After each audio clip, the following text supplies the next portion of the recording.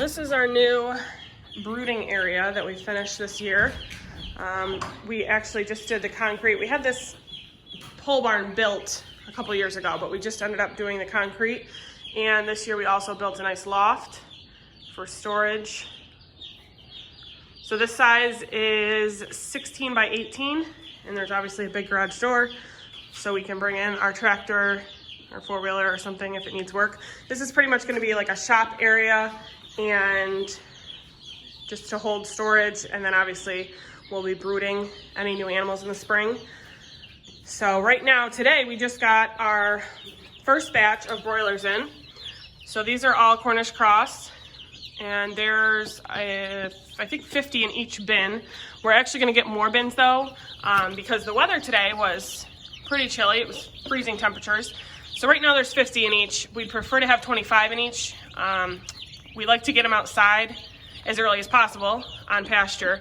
But obviously if it's freezing, these guys don't do very well in the cold, since they don't really feather out very well. So we might have to get more bins, and we're actually in two weeks, we're getting another batch, and then following that, another 2 weeks, we'll get our last batch. So we'll have 300 total. That's the same amount we did last year, and it worked out pretty well. We ended up having a decent amount sold, and then we obviously kept some for ourselves. So if anyone's interested, we'll have 200 non-organic available and about 50 organic left, because we keep those ones and our family members like those too. So it's just the difference in feed. They're all pasture raised. They all get fresh ground daily. They all have apple cider vinegar in their water, organic, and then the feed is the only difference. So some people prefer to pay a lower cost for the non-organic feed because organic feed is super expensive. So it's kind of whatever you prefer.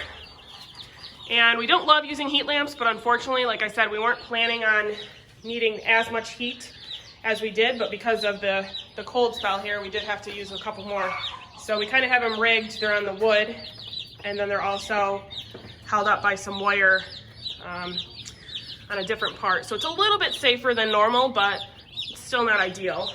But like I said, this is kind of the first year we're running it this way. All of these used to be in our garage that's connected to our house, which pretty much left us with no space up there.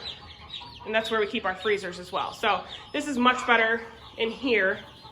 It leaves a lot more room for our actual garage, and it obviously helps our garage not smell as bad. So these are our layers. Sometimes it kind of looks like these guys are struggling, but they're actually, when they're chicks, they lay out like that, and that's how they sleep, so it's kind of cute. But when we first got chicks, we thought they were dying.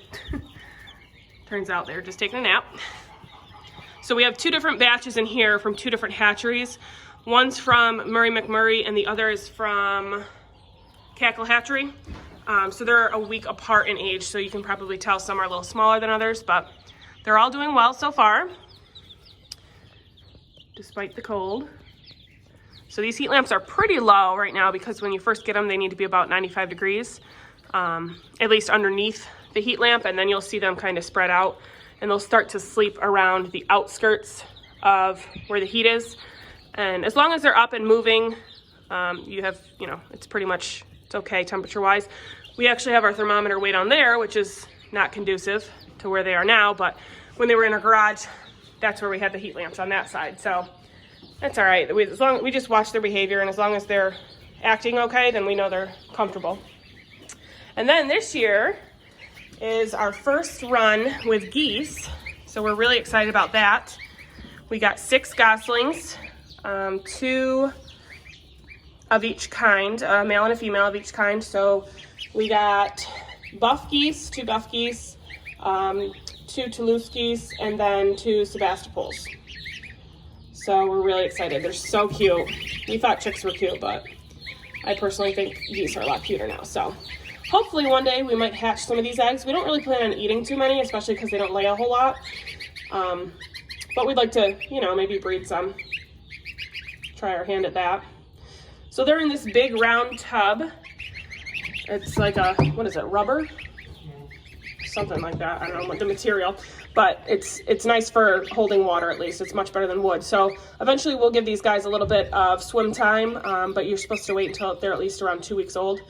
until you do that. So they don't mind the cold temps as much, but of course when they're babies, you know, they need a little extra warmth. So that's pretty much our brooding area. We have this light in here just to kind of tell the animals daytime versus nighttime. So at night we turn that off and they kind of regulate, I guess, the difference between daytime and nighttime since there's no windows in here. But eventually we will be opening the door once the weather, hi Zach, Zach's along for the ride. We will be opening the door, you know, once it's a little warmer. So we have storage up in the rafters too. We got all those for hoop houses last year, and then we didn't really end up liking it too much. We preferred starting our seeds in a greenhouse versus the hoop house and the raised beds. So we're still trying to figure out exactly what we can use those for. So that's to be determined. But yeah, we got a nice loft space up there. We used to have our chickens in here, but they made a huge mess, pooped all over the place. So they are no longer allowed. And even when we were finishing our concrete, they had to make their presence known by leaving their footprints. So that's a nice little added touch. So yeah, stay tuned because we'll be having a lot more going on within the next couple weeks.